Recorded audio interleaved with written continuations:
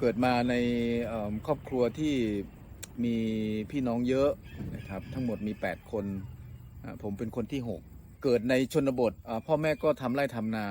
การเป็นอยู่ก็ค่อนข้างอัตคัดพอสมควรตอนนั้นจำได้ว่าผมยังเรียนหนังสืออยู่ชั้นป .4 แต่คุณแม่เสียเป็นเรื่องที่เสียใจแล้วก็เป็นการสูญเสียที่ยิ่งใหญ่มากในชีวิตครั้งหนึ่งรู้สึกว่าทุกวันแม่จะมีความทุกข์ใจเรารู้สึกขาดมากๆเราคิดถึงแม่มากแล้วเราก็ไม่มีอะไรที่จะมาเติมได้พอเติบโตขึ้นมาเป็นคนที่รักในการกีฬาแล้วก็รักในการเรียนแต่ทีนี้ด้วยว่าครอบครัวยากจนด้วยแล้วก็คุณพ่อเป็นคนที่มีความคิดแบบสมัยเก่าๆคือจะเรียนไปทำไมไปเรียนนิดหน่อยแล้วจบมาก็มาช่วยพ่อแม่ทำงานอยู่บ้านซึ่งผมรู้สึกเสียใจมากกับโอกาสที่ผมพลาดตอนนั้นจำได้ว่ามีคุณครูคนหนึ่งเขามองเห็นเราแล้วเขาอยากสนับสนุนเราให้เราเรียนสูงๆแต่คุณพ่อบอกไม่ได้พ่อให้เรียนคือถึงแค่ป .6 เลยคิดว่ายังไงก็อยู่บ้านมันก็ไม่มีอะไรดีขึ้นผมก็ออกจากบ้านไปน่าจะประมาณ16-17 ปีไปทุกอย่างที่เราจะไปได้ทำทุกอย่างที่จะเอาตัวรอดให้ได้ในสังคมคนเมืองไม่รู้จักใครแล้วก็ไปทำทุกอย่างที่เราจะคิดว่ามันดีขึ้นทำงานในโรงงานบ้างไปรับจ้างทั่วไปบ้างส่วนมากก็อยู่ในกลุ่มของคนใช้แรงงานมากกว่าวิถีชีวิตเป็นวิถีที่เหมือนกับเราอยู่ในวงกลมชีวิตวนไปวนมามนุษย์เงินเดือนอยู่ไปเป็นวันๆเดือนหนึ่งก็จบไปก็ทำงานไปก็ไม่มีอะไรดีขึ้นไม่ได้คิดแสวงหาอะไรเลยตอนนั้นคือทำยังไงที่เราจะร่ำรวยขึ้นทำยังไงเราจะมีงานที่ดีขึ้นมีโอกาสที่ดีขึ้นเท่านั้นเองแต่มีอยู่ช่วงหนึ่งมันเป็นช่วงหักเหในชีวิตของเราคือช่วงนั้นโรคเอดส์ระบาดในประเทศไทยตัวผมเองแล้วก็เพื่อนๆหลายคนที่ทำงานก็อยู่ในกลุ่มเสี่ยงด้วยแล้วก็เพื่อนๆก็ตายกันหลายๆคนเลยแล้วผมก็มานั่งคิดว่าชีวิตมันจะจบลงตรงนี้แล้วมันก็ไม่มีความหมายอะไรเลยทุกข์ใจมากตอนนั้นอายุ24 ปีเริ่มที่จะมองหาคำตอบของชีวิตเลยตัดสินใจกลับบ้านเพื่อที่จะแสวงหาคำตอบของชีวิตปกติคนไทยก็มีทางในเรื่องของศาสนาคือการบวชนะเป็นพระแล้วก็เข้าไปศึกษาธรรมะศึกษาคำสอนของพระพุทธเจ้าในเรื่องของการที่เราจะหลุดพ้นจากเวรกรรมหลุดพ้นจากสิ่งต่างๆแล้วก็ชีวิตหลังความตายผมก็เลยคิดว่าชีวิตเรายังไม่ตายเพราะโรคร้ายเรายังมีลมหายใจเราก็มีโอกาสผมก็เลยกลับมาที่บ้านแล้วบวชเพื่อที่จะศึกษาค้นหาคำตอบช่วงแรกที่ผมบวชเรียนบวชเพื่อสงบจิตใจเพื่อให้รู้สึกดีกับใจแล้วก็คนไทยเชื่อว่าคนที่ได้บวชเนี่ยก็คือคนที่ได้บุญเยอะแล้วก็ส่งผลบุญให้พ่อให้แม่ส่งบุญให้พี่ให้น้องผมก็เลยตั้งใจจะบวช1 พรรษาแล้วก็จะกลับไปทำงานอีกในช่วงเวลาที่ผมบวชผมก็พยายามแสวงหาศึกษาธรรมะศึกษาคำสอนของพระพุทธเจ้าไปแต่พอเราศึกษาไปเรารู้สึกว่าเวลามันไม่พอสำหรับ1 พรรษาผมก็เลยตัดสินใจว่าแทนที่เราจะคิดถึงการที่จะกลับไปทำงานผมก็เลยคิดถึงว่าเมื่อเรามาแล้วเราก็ต้องเอาให้รู้จริงๆเอาให้ได้จริงๆว่าใช่คำตอบใช่ที่พึ่งจริงๆไหมผมก็เลยตัดสินใจบวชตลอดชีวิตเลยไม่สึกออกมาเลยจะใช้ชีวิตทั้งชีวิตเพื่อศึกษาแล้วก็บวชเป็นพระตลอดไปชีวิตที่วัดแรกๆดูสงบดีเราอยู่ในวัดทำกิจวัตรของพระผมจะออกไปธุดงค์ไม่อยู่กับวัดแต่ออกเดินทางไปไกลๆด้วยเท้าเปล่าๆนะเดินทางไปในจังหวัดต่างๆนะเพื่อเราจะไปแสวงหาครูบาอาจารย์แสวงหาธรรมะที่ดีปกติแล้วคำสอนของพระพุทธเจ้าคือเราต้องละทั้งหมดละทางโลกทั้งหมดเลยไม่มีบ้านไม่มีแม้แต่นามสกุลไม่เป็นญาติของใครคือเราเป็นคนที่ละทั้งหมดแล้วเราก็เพื่อไปแสวงหาจิตวิญญาณหรือจิตใจของเราจะหลุดพ้นจากวัฏสงสารนะครับไม่ต้องมาเวียนว่ายตายเกิดอีกแต่พอเราเริ่มอยู่ไปผมยังเป็นคนหนุ่มนะฮะอายุ 24-25ก็รู้สึกว่าเรายังอยากจะเป็นอันนั้นเราอยากจะทำอันนี้มันก็เริ่มต่อสู้กันระหว่างความต้องการกับใจที่อยากจะมุ่งในทางธรรมะให้มากที่สุดมันมีอะไรเยอะแยะในสภาวะจิตใจนะบางทีดีบางทีไม่ดีบางทีเข้มแข็งบางทีอ่อนแอมันมีการทดลองในจิตใจเราเยอะมากในกลุ่มพระด้วยกันที่ไปด้วยกันก็คิดว่าทุกคนจะมีสมาธิที่ดีแล้วก็ตั้งใจแน่วแน่ในการที่จะปล่อยวางทุกอย่าง แต่ไม่บางคนก็ไปเพื่อแสวงหาผลประโยชน์บางอย่าง บางคนก็ไปทะเลาะกันอย่างเงี้ยมันก็เลยทำให้เรียนรู้ถึงชีวิตคนที่ไม่มีอะไรแน่นอนเลย ที่ทำให้ผมตัดสินใจสึกออกจากการเป็นพระเพราะผมมาถึงตรงทางตัน เรารู้ว่าคำสอนของพระพุทธเจ้านะมีข้างหน้าอีกเยอะเราต้องใช้ความอดทนใช้ความบากบั่นพยายามอีกเยอะมากแต่ปัญหามันก็คือมันมาอยู่ตรงนี้คือเราทำไม่ได้มีคนสอนเรามีคนบอกเราว่าต้องทำอย่างนี้งี้พอเราไปทำเราก็ทำไม่ได้100%เราอยากทำเราไม่มีกำลังจะทำมันบ่อยครั้งเข้าจนสุดท้ายผมก็มายอมรับว่าผมไม่มีทางไปได้ผมรู้ว่าคำสอนว่าให้ไปแต่สุดท้ายผมได้คำตอบว่าผมไปไม่ได้ด้วยตัวเองผมทำไม่ได้ครับสุดท้ายผมก็เลย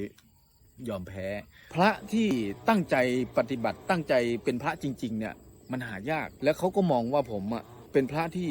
ไม่เหมือนพระทั่วไปคือตั้งใจทำจริงๆปฏิบัติจริงๆแบบไม่ติดอะไรไม่ยึดถืออะไรหลายๆคนพูดตรงกันบอกว่าเสียดายมากทำไมต้องสึกออกมาแต่ผมบอกเขาแล้วเขาก็ไม่เข้าใจว่าผมพ่ายแพ้สึกออกมาแล้วผมก็จะกลับไปทำงานเหมือนเดิมก็ไม่ไปแล้วเพราะว่ารู้สึกว่าไม่ใช่ความสุขมันไม่ใช่ทางมันไม่ใช่คำตอบไปก็มันก็เหมือนเดิมไปกินไปเล่นไปเที่ยวอยู่บ้านก็อยู่ก็ด้วยความทุกข์ใจรู้สึกว่าโลกนี้มันไม่มีคำตอบเลยมันไม่รู้จะไปไหนเลยผมรู้อย่างเดียวว่าไม่มีอะไรช่วยผมได้ศาสนาช่วยผมไม่ได้แล้วผมจะอยู่ที่ไหนเดี๋ยวผมตายไปแล้วผมจะทำยังไงผมต้องมีเวรกรรมมีความบาปมากมายผมจะทำยังไงสุดท้ายมีเพื่อนชวนว่าไปทำงานต่างประเทศไหมผมก็ไปก็ไปอยู่ประเทศไทยมันไม่มีความสุขแล้วไปทำงานสิงคโปร์กับเพื่อนคนไทยด้วยกันก็ไปอยู่ในแคมป์คนไทยทุกวันหยุดเราจะไปในสถานที่หนึ่งซึ่งเป็นห้างสรรพสินค้าที่เป็นของคนไทยมีคนงานไทยที่ไปรวมตัวกันอยู่ที่นั่นกินเหล้าเมายาผมก็เป็นคนหนึ่งที่ไปกับเขาแต่พอดีก็มีกลุ่มที่เขาจากคริสตจักรที่เป็นคริสตจักรคนไทยเขาไปแจกใบปลิวแจกข่าวประเสริฐในขณะที่เขาไปแจกเนี่ยผมก็ได้เจอคนหนึ่งซึ่งเป็นญาติของผมอยู่ที่สิงคโปร์และเขาก็เชื่อพระเจ้าและเขาก็ไปแจกใบปลิวที่นั่นด้วยแล้วก็เลยตั้งแต่นั้นมาเขาก็เลยขยันขยอว่าให้ผมไปที่โบสถ์กับเขาผมก็ไปผมไปโบสถ์แล้วผมรู้สึกว่าไม่ใช่มันไม่มีเหตุผลผมไปโบสถ์1 ปีเต็มโดยที่ผมไม่เชื่อพระเจ้าเลยผมไปเพื่อที่จะไปทะเลาะกับเขาไปขัดแย้งกับความเชื่อของคริสเตียนคุณเชื่อได้ยังไงคุณมองไม่เห็นพระเยซูตายไป 2,000 กว่าปีแล้วจะมาล้างบาปอะไรคุณเชื่อได้ยังไงผมก็ไม่เข้าใจแต่ผมก็ไปเพราะว่าญาติของผมเขาชวนนะทุกอาทิตย์ผมก็ไปวันนั้นอาจารย์ท่านหนึ่งเทศนาเขาบอกว่าคุณเชื่อไหมตัวคนเราเนี่ยมีความบาปอยู่เชื่อไหมว่าคนเราเนี่ยตกอยู่ใต้อำนาจของความบาปในใจผม100%คือเชื่อความบาปมันกำลังรอผมอยู่ผมก็รู้ว่าสิ่งเหล่านี้ผมต่อสู้มานานแต่ผมก็ไม่เคยชนะมันเลยแกก็บอกว่ามีคนหนึ่งที่บอกเราว่าเขาสามารถลบล้างบาปได้ในอิสยาห์บทที่1 ข้อ 18บอกว่าพระเจ้าบอกว่าให้เรามาสู้ความกันดูนะบาปจะสีแดงเข้มขนาดไหนบาปมันจะเป็นยังไงชั่วขนาดไหนพระเจ้าจะลบล้างให้มันขาวอย่างหิมะขาวอย่างขนแกะเลยถ้าเราเต็มใจเชื่อฟังเป็นข้อพระคัมภีร์ที่แทงเข้ามาในใจตรงๆเลยว่าผมก็ไม่ได้ดีอะไรผมก็พ่ายแพ้มาแล้วมีผู้หนึ่งซึ่งจริงๆผมมองไม่เห็นแต่อาจารย์และทุกคนยืนยันว่าเป็นความจริงและเขาบอกว่าถ้าเพียงแค่ผมเชื่อผมจะได้รับการชำระซึ่งมันท้าทายและตรงจุดมากและผมก็เลยกลับมาคิดนอนไม่หลับจนที่สุดญาติของผมคนนั้นเขาก็มาตามตอนนั้นผมก็อยู่ที่วงเล่าเขาก็ไปแจกใบปลิวแล้วเขาก็มาเจอผมแล้วก็พูดคุยกับผมจนที่สุดผมก็รู้ว่าใช่ความจริงมันอยู่ในใจตลอดมันเรียกร้องในใจตลอดว่าเราทำเองไม่ได้เราอยากทำแต่เราทำไม่ได้แต่มีผู้หนึ่งช่วยเราได้ผมก็เลยตัดสินใจต้อนรับพระเยซูอยู่ที่นั่นเลยนะมีผู้คนมากมายแต่ผมก็ไม่สนใจใครทั้งนั้นผมก็คุกเข่าต้อนรับพระเยซูที่นั่นวันนั้นมีหลายคนมาพูดกับผมบอกว่าผมเนี่ยเหมาะที่จะเป็นผู้รับใช้ของพระเจ้าซึ่งตอนนั้นผมก็ไม่รู้คำว่าผู้รับใช้ของพระเจ้าคืออะไรผมไม่รู้หรอกอยู่มาวันหนึ่งผมไปโบสถ์ตอนเช้าทุกคนที่เจอผมตั้งแต่เช้าเขาพูดเรื่องเดียวกันเขาบอกว่าได้ข่าวว่าเธอจะไปเรียนพระคัมภีร์เหรอทุกคนพูดเหมือนกันหมดเลยผมบอกผมไม่ได้พูดผมไม่ได้บอกว่าผมจะไปเรียนผมไม่รู้ผมจะเรียนทำไม จนผมรู้สึกว่าผมก็โมโหเหมือนกันว่าใครทำไมเอาเรื่องนี้มาพูดผมไปถามญาติของผมคนนี้ว่าสร้างเรื่องนี้ขึ้นมาเพื่อทุกคนจะเข้าใจว่าผมจะไปเรียนพระคัมภีร์เหรอแกบอกแกไม่ได้พูดนะเพียงแต่แกอธิษฐานว่าขอพระเจ้าเรียกผมก็ทำให้ผมนั่งลงคิดว่าหรือพระเจ้าเปิดปากคนในโบสถ์ทั้งหมดเป็นเสียงของพระเจ้าหรือเปล่าแม้แต่เด็กคนหนึ่งก็มาจับแขนผมบอกว่าให้ผมไปเรียนพระคัมภีร์ผมก็เลยยอมเพราะจริงๆแล้วการที่ผมไปเรียนพระคัมภีร์นะการเป็นผู้รับใช้หรือเป็นอะไรเนี่ยผมก็ไม่รู้ตอนนั้นผมเชื่อพระเจ้าใหม่ๆผมไม่รู้ว่าผู้รับใช้คืออะไร แต่ผมรู้อย่างเดียวว่าพระเจ้าให้ผมไปเรียนเพื่อผมจะรู้จักพระองค์มากขึ้นพบความจริงเลยคือจริงๆแล้วคำสอนของศาสนานะไม่ได้แตกต่างกันมากมายศีลธรรมกฎบัญญัติอะไรก็ไม่ได้แตกต่างกันมากมายนะฮะแต่สิ่งที่แตกต่างเลยคือศาสนาพุทธบอกว่าทำปฏิบัติตามศาสนาคำสอนเราต้องใช้กำลังของเราทำเองแต่ในทางของพระเจ้าคือพระองค์บอกว่ามนุษย์ไม่สามารถทำตาม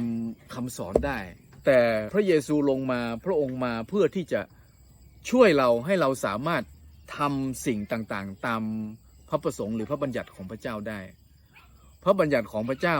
เราสามารถกระทำโดยกำลังของพระเจ้าได้มันต่างกันตรงนี้ครับเมื่อก่อนเราต้องทำเองทำไม่ได้ยอมแพ้แต่วันนี้เราทำถึงแม้ว่าเราทำไม่ได้แต่พระเจ้าจะช่วยเราพระเจ้าจะอยู่กับเรานำพาเราให้เราทำได้หนึ่งคือได้รับคำตอบว่าเราอยู่ในโลกนี้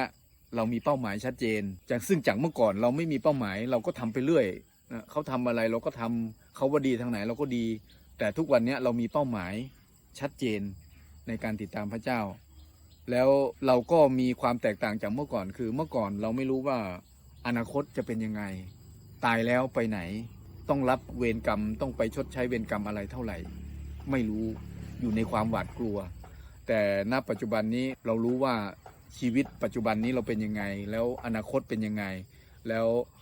ชีวิตหลังความตายเป็นยังไงเราได้รับคำตอบทั้งหมดชีวิตก่อนมาเชื่อพระเจ้าเราไม่มีทางที่จะหลุดพ้นจากบาปได้แต่เมื่อเรามาเชื่อพระเจ้าเราหลุดพ้นได้อันนี้คือความต่างทั้งหมดที่มี